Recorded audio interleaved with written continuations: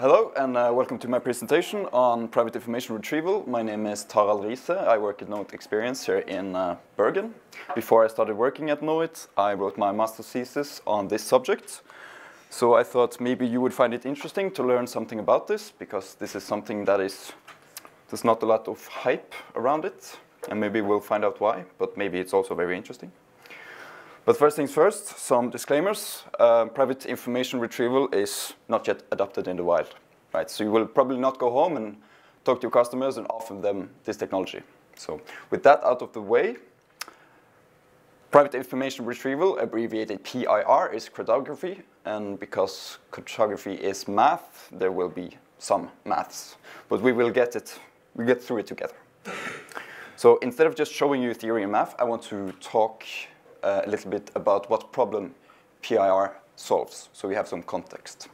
So in order to do this, I want to show you an analogy. So imagine a library, right? And as we know, a library has many books, and you want to borrow one of these books. But there's a librarian, and in order to read the book, you have to check out the book via the librarian, right? So we can all relate to this. Okay, no problem so far, but what if the book is really embarrassing, right? So we don't really want the librarian to know this. So it's kind of private, right? I've been there, and probably many others have. All right, so the question then becomes, how do we read the book without the librarian learning what book we wanted to read? I'm going to give you some hints. The solution is extremely simple, and it uses no maths, okay? And you're probably going to need a couple of these bad boys, okay? So the solution is we borrow all the books. And I know no library would accept this, right?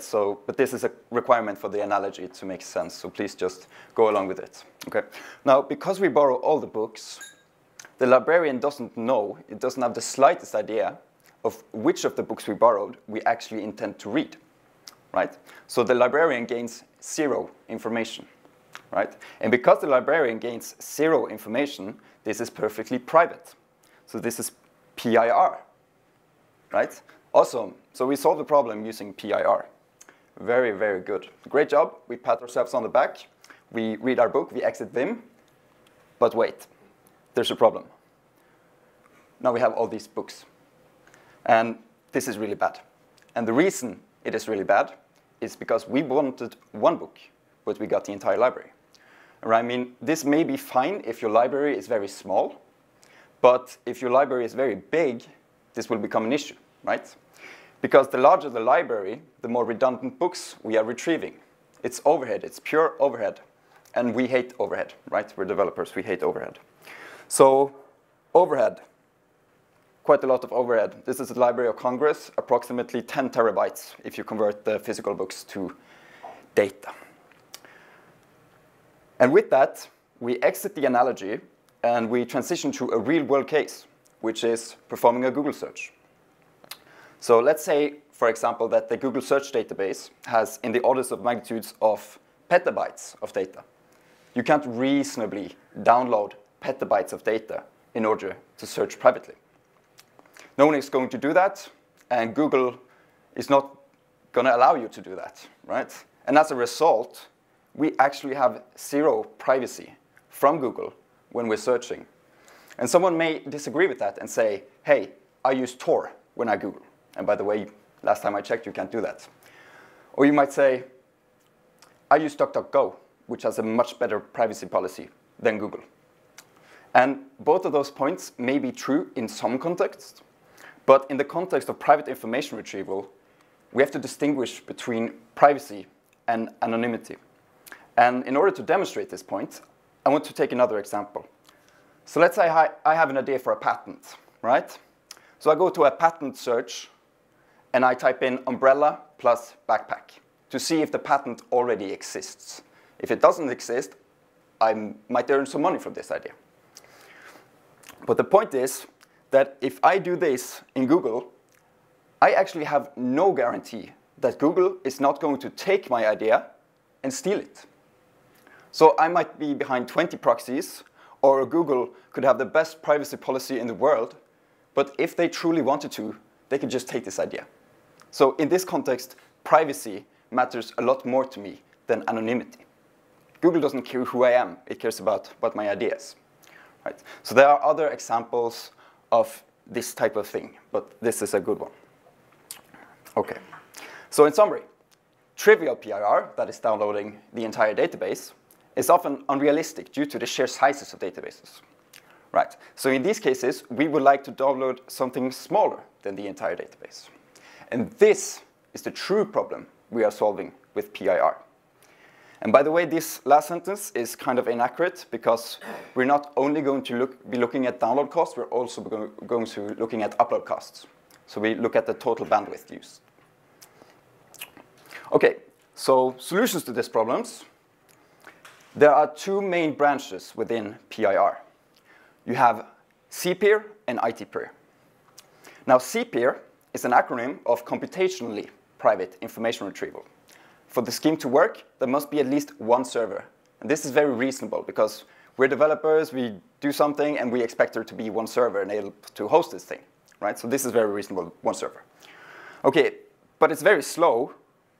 And the reason it's slow is because it uses computationally heavy crypto systems over the entire database, such as homomorphic encryption or Goldwasser-Macaulay encryption.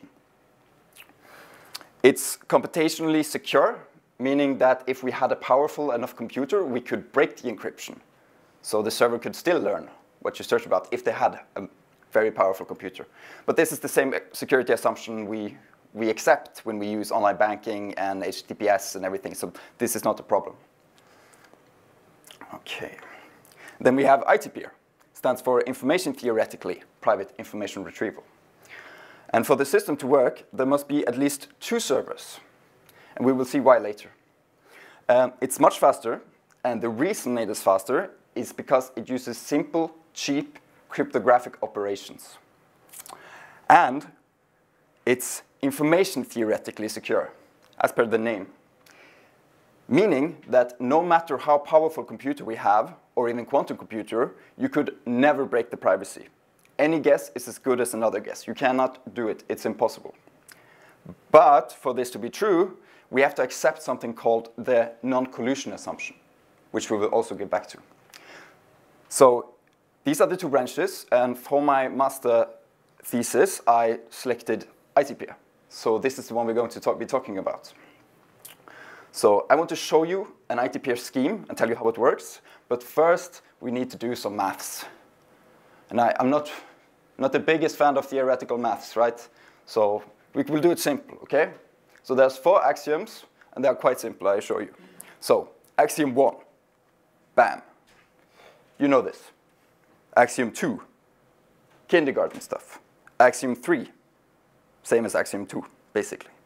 And axiom 4, the only one that is really interesting, and all it describes is that we are in a modulo 2 number system, right? Making this bitwise addition, right? Or bitwise subtraction. Or as developers using logic probably knows it, XOR. Yeah, so this is half of what we need to know, and the other half of the math is dot products. And this is dot products. So you have an array, you are 2 arrays. You take the first element of the first array and the first element of the second array, and you multiply them together. And then you increase your index on both arrays, multiply them together, and you just add the result. And also note that because we are going to be in a modulo 2 system, this plus is actually an XOR. So the result of this operation will always be 0 or 1. Okay, so these mathematics behold a bad way of querying. Okay, so this is a query and its result, but let's break it down. So let's first focus on the database. So in this database, it's a very small database. We have 4 bits. And in the library, in the analogy, it's a library, right? Now, to get the book from the library, we need a query. So this query is a standard basis vector. And all that means it's an array, and it has 0 in all positions, except for in one position, where it has the value 1. So here it has the value 1 in the third position. And if we send this query to the server, and the server computes the dot product of the query and the database, the result will be the database element corresponding to the 1 position in our query, right? Because 0 times something is nothing. 0 plus something is nothing. 1 times something is that something. And again, 0 times something is nothing. Right, so it's very, very simple operations. So this is a provably correct querying system, but it's really bad, as I said. And why is it bad? It doesn't give us any privacy, right? So why are we doing this? And the query that we send is the same size as the database. So the database was 4 bits. We had to send 4 bits, which is terrible, you know. And we can only get 1 element per query. But we can do something with this system, and we can do something specifically with our query. We can secret share the query. So this is the same query as before. So what I'm going to do is just put it up here, and I'm going to generate some random bits. Poof, random bits. Okay? Now, I'm going to take the XOR, the bitwise XOR of all the columns. So 0 plus 1 is 1, 0 plus 0 is 0, 1 plus 0 is 1, and 0 plus 1 is 1. Okay, simple stuff. Really fast for a computer to do. Okay, if I were to remove the original query now, and I gave you just the random bits, could you tell me anything about what the original query was? The answer is no, because it's random, so it's completely unrelated to the query, right? And if I gave your colleague the XOR result, just the XOR result, could he tell me anything about the original query? No, he couldn't, because it's also inherently random unless you already know the original query or the random bits. So separately, these don't mean anything. But what happens when we XOR them together? We get the original query back, meaning that the random bits is a share of the original query, and the XOR bits is another share of the original query. You can think of these shares as 1/2 of each query. So notice that the shares, they only differ in 1 position, this position, and it is not coincidentally the same position as the one in our original query.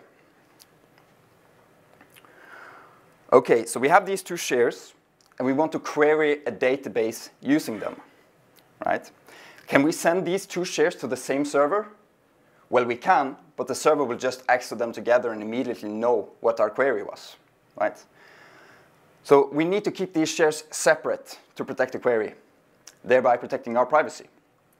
Separate means that they can't go to the same server. So we have to send each share to a different server, each holding their own copy of the database. And we also need to keep the databases in sync. So we have to have at least 2 servers available. And then we have to assume that these 2 servers won't collude and talk to each other, right? So that is the non-collusion assumption. But if we accept the non-collusion assumption, let's see what it looks like. So we take the 1 share, send it to 1 server, and the other share, send it to another server. And the server computes the dot product. So the dot product is only 1 bit, right? But here I've written it out, what that bit is comprised of. So the client receives each of these results. And when we add these 2 results, we see that the equal components of each result is cancelled out, leaving us with our target element. Nice. So what we did now was to perform a distributed private query. Now, hopefully this is interesting to you, but it's still really, really bad. Why is it bad? Each share still has the size of the database, and now we're uploading 2 shares, 1 to each server. So we basically made it twice as bad as the trivial solution, which is just downloading the server once, right? But at least it's private. But so is the trivial solution. So what could be the point of this? So we need to do better than this. So can we find a way to reduce the bandwidth costs in total? And yes, we can, and it's called symmetrization. So in the previous example, the database had 4 bits, and it was just an array of bits. But if we take, let's say, for example, 25 bits, and we turn them into a matrix, we can then query the matrix using this query we're already used to, right? So we send this query to the server, but the server computes the dot product, and we're left with this entire row, which is 5 bits. So we may be interested in all 5 of these bits, or we may only want 1, and we can discard the extra 4 bits as overhead, right? Now, if we look at the download cost of this, it's the square root the size of the database, because this has 25 elements, and the square root of 25 is 5, and the download cost is also the same, 5. So now we have a cost which is 2 times the square root of the database. And our upload and download costs are now symmetrical. Very important to note, this is a non-private example, because you can see the query here, right? So if the database sees this query, it knows, okay, you're looking for something in this row, right? But what we can do is to secret share that query, exactly as we did before, and send them off to each server and extract the results afterwards. So if we do that, we end up with this cost, which is 4 times the square root of the size of the database. Meaning that before, if we were to do a trivial download, it would cost us 1 million bits. But now it costs us 4,000 bits. So that's an improvement, right? But I talked about, okay, you asked for something in a row, and you got the entire row. Sometimes you will say, you can't do that, you only have to get 1 element. So this actually might be the server saying, okay, you can access something, but I only want you to get exactly what you were looking for, not anything else, right? So sometimes it's about the server's privacy as well. So in order to locate 1 element in a 2D matrix, we're going to need 1 private column query, 1 private row query, and we're going to need 4 servers now. And this is known as symmetric PIR. So let's get a matrix here. Let's say that we are looking for this element right here. So that is the 3rd column, 4th row. Yes, so let's construct a column query for the 3rd column. I've done this here. You can see that the only difference between these 2 shares is the 3rd one. It's because we're looking for the 3rd column, right? And we do the same for the row. We're looking for the 4th row, so these only differ in the 4th position. Very good. So now I lay out all the servers just so you can see. Top left is the column query. Top right is the row query. So what we do, this is kind of interesting, we start by labeling the servers binary-wise. So 00, 01, 10, 11. Now let's look at the top left server and look at its label's first digit, which is a 0. Now the first digit of the label corresponds to which share of the column query this server will get. So we map that out, and we do the same for the row digit.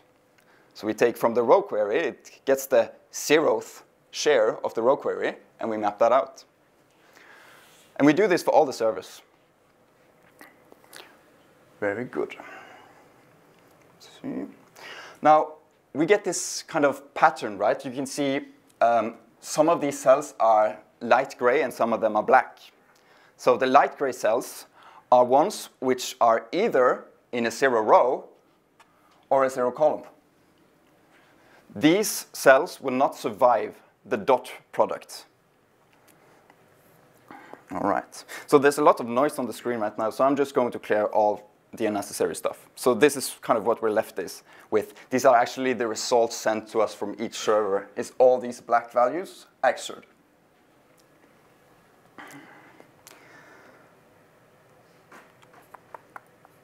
Let's see. But what happens if we take these results and we add them? Well, we find what is the same And we remember what is the same will cancel each other out, because 0 plus 0 is 0, and 1 plus 1 is 0.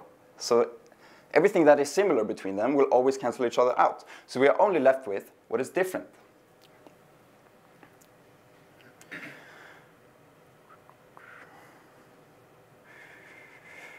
So we do the same for this server, find what is the same, it gets cancelled out, and we are left with the difference.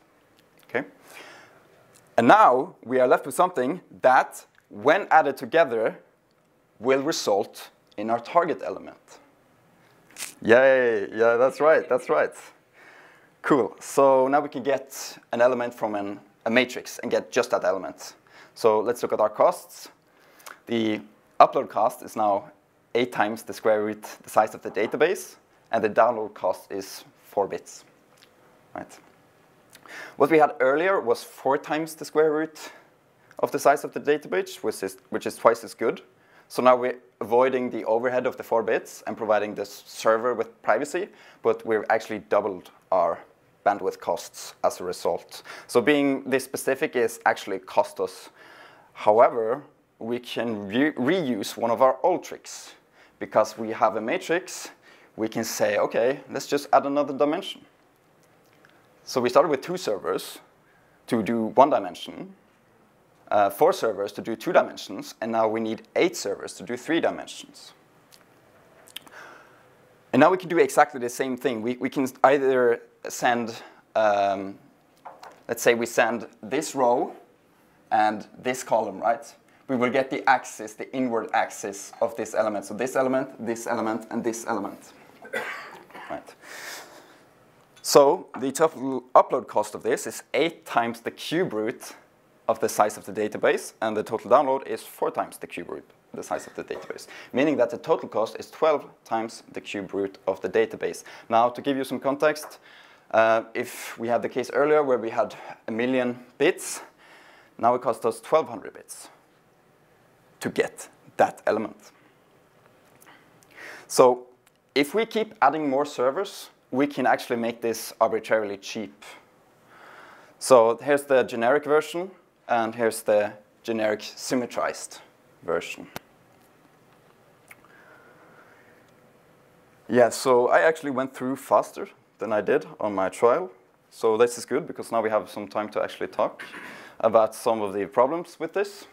So to begin with, who can we trust not to collude? It's a very difficult question, because let's say Google wants to offer you a private search, right? Will they host it on Google servers? Because even though one server is in Texas and one is in London, if they want to, they can still just XOR and you actually have no added privacy. So for this one, it's kind of hard to find some actors who respect your wish for privacy. So one I can think of is maybe some already privacy-oriented organizations, such as the Tor project. They will probably be into this. We can ask ourselves, what happens if a server fails? So let's say we have these 8 servers to get good communication cost, and one of the servers goes down. There was a power outage, right? Now there's no way to retrieve the data. We can actually use something called Shamir's secret sharing, which is a construct where you have a secret, and let's say you share that secret in parts to 3 people in such a way that only 2 people need to collaborate in order to recover the original secret. And we could do that. So if we just add some extra servers for redundancy, and we share our query using Shamir secret sharing, they will be able to kind of return a result to us, which we can XOR and interpolate, and then we will still get our answer to the query. So that sounded really complicated. It's not that complicated. So what happens if a server is malicious, right? So we have these 8 servers, and one of the servers finds out, okay, I'm going to sabotage this network. I don't want anyone to have privacy. So there's actually some algorithms from the 60s using coding theory in which you can discover who is doing this, who is being malicious, and we can kick them out of the network. Okay, so how do we retrieve multiple elements into one query? This involves some more complex mathematics, but it's possible, and the efficiency is actually pretty good. So this is not a big problem. And one thing you might not have noticed, but when you go to Google, you don't say, hey Google, give me the 1,340,601 element in your database. You type per, right? So we need to actually be able to search databases. And there's a couple of ways to do this. You can actually have SQL-like queries. So the only problem with that is that you will reveal the shape of the query. For example, you say select something from column where something equals something else from another column. You will be, if you want to, you can find the shape of that query, right? But you will not be able to find what exactly you extracted. You can also use a map approach. So let's say you go to a library and you want to borrow a book. There's a ledger at the front. You can look, okay, authors starting with E, Edgar Wright. Okay, that's in section 19D, right? So if you just download the ledger, you will know where to look. And I didn't get a chance to talk about block size and media. So the block size here in these examples were 1 bit, and we don't retrieve just 1 bit. We want to retrieve, I don't know, a couple of bytes or kilobytes or even megabytes, right? But that's actually not a problem, because if the server and the client just agrees, okay, every block is 1 megabyte, you can retrieve 1 megabyte privately, okay? But what happens with media? This is kind of tricky. So if you were to upload, let's say, your summer pictures, right, to some provider, one of these pictures will be larger than the other one because of the way it's encoded, right? So if the server sees, okay, you're sending a query which is, let's say, 6 kilobytes long, you must be looking for this image, which is 4 megabytes long, right? Because there's no other image which correlates to that big of a size, right? So in practice, every element in the database must have the same size, which makes this not useless, but not very practical either, right? And also for the data structure in the database to make sense, let's say we want to do the cubed root of some size of the database. If you keep adding elements, the matrix will become not square anymore, and you will get overhead. So there's a lot of considerations to take into this before you start using this, right? So right now, I'm thinking the main use of this will be already privacy-centric organizations serving privacy-oriented software, which is a niche, to say the least. Are there any questions? Yeah. Yeah. So, I mean, there's a lot of servers here. Yeah. So you only talked about the upload and download cost. What about the computational power cost? cost? Yeah. Right? Yeah. So because the servers actually only do the dot product operation, which is just a series of XOR, and bitwise addition, which is also XOR, it's actually really fast. So yeah, you can say, okay, let's say if you have 10,000 servers, there will be a power cost and maybe a climate cost as well. But if you want to query privately, your alternative is to download a large file, right? Which requires the server to send a large file. So I don't have a good answer for you there. Yeah, you have to, of course, weigh the costs. Yeah. Any other questions? Yep.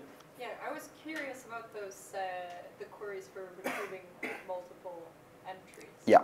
You said that the mathematics was different, not especially in what way does it differ? So you know, I talked about Shamir's secret sharing scheme. In Shamir's secret sharing, if enough people collaborate, they learn the query. But if a smaller set collaborate, they learn nothing. Right? You need those 3 out of 5 shares. So yeah. But when you're retrieving multiple, you can use something called a ramp sharing scheme, which is something kind of in the middle. So if enough people collaborate, they can learn something about the query, but not the entire query. So they may be learning a constant of the function we are evaluating and interpolating to 0. So they will learn something, but not everything. And we can do that and evaluate several times at several x-axis points to learn several secrets.